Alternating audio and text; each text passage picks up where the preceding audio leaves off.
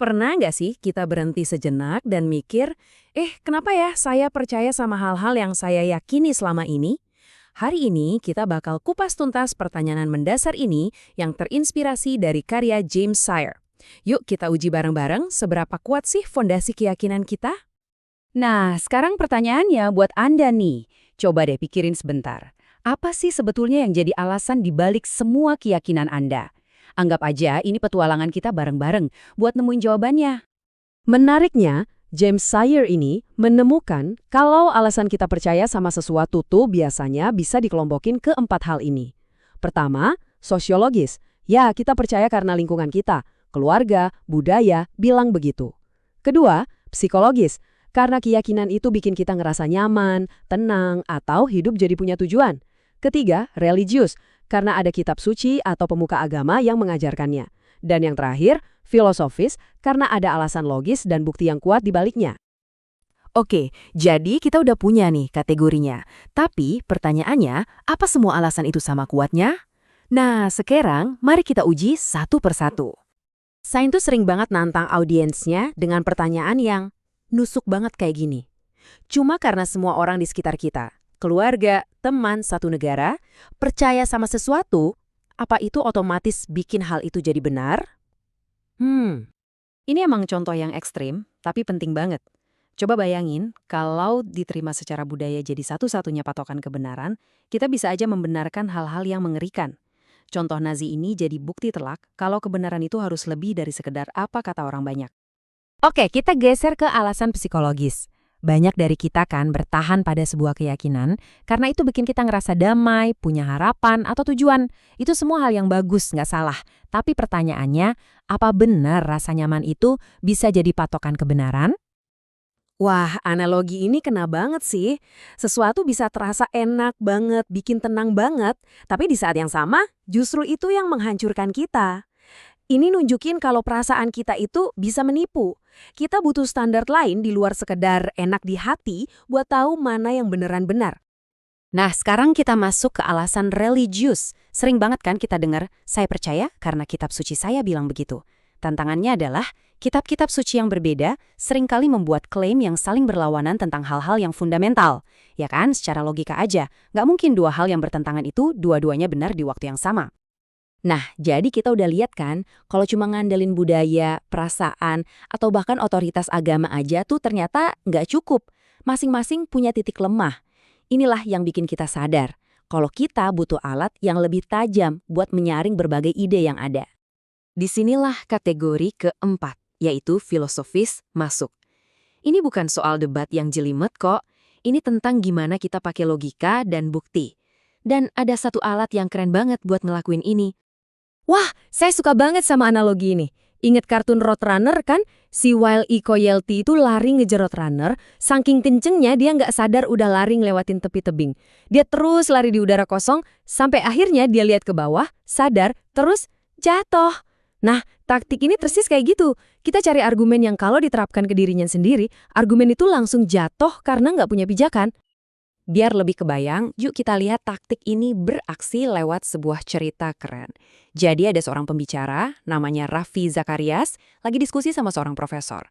Profesor ini bilang, logika barat itu salah atau satu, kalau kami di timur pakainya keduanya dan.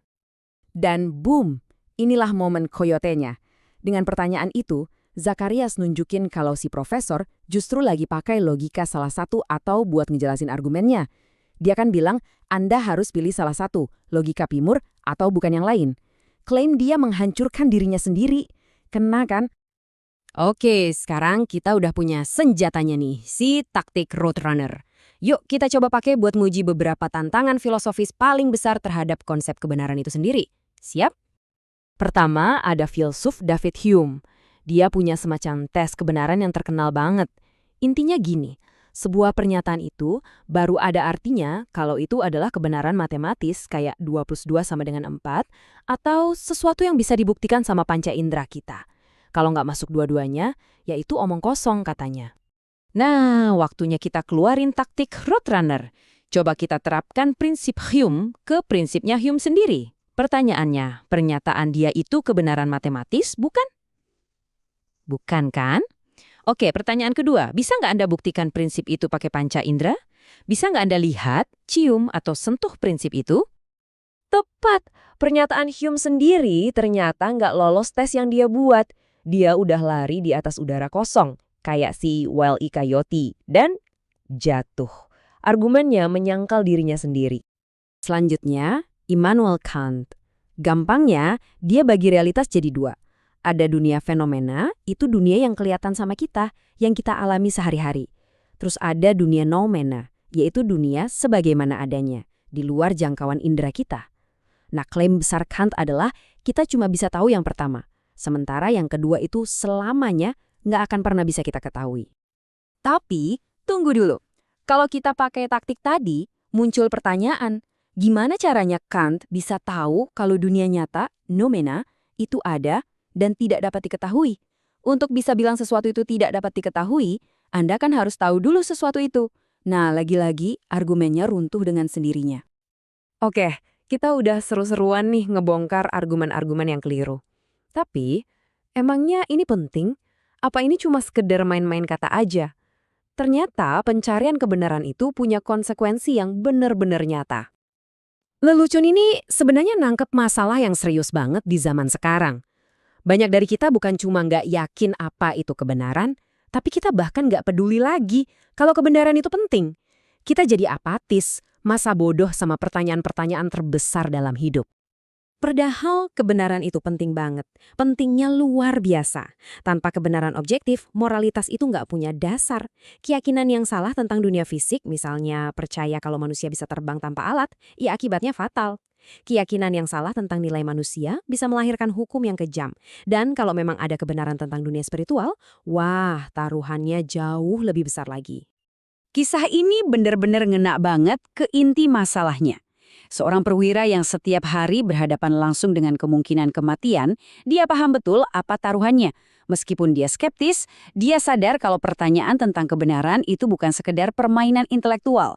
Ada konsekuensi abadi yang dipertaruhkan. Jadi kita balik lagi ke pertanyaan awal. Tapi sekarang Anda udah punya alat baru. Taktik Roadrunner ini bisa kita pakai buat menguji klaim orang lain dan yang paling penting, menguji keyakinan kita sendiri. Jadi pertanyaan terakhir dari saya untuk Anda. Apakah fondasi keyakinan Anda selama ini beneran kokoh? Atau jangan-jangan tanpa sadar kita selama ini lari di atas udara kosong kayak si Wile E. Coyote?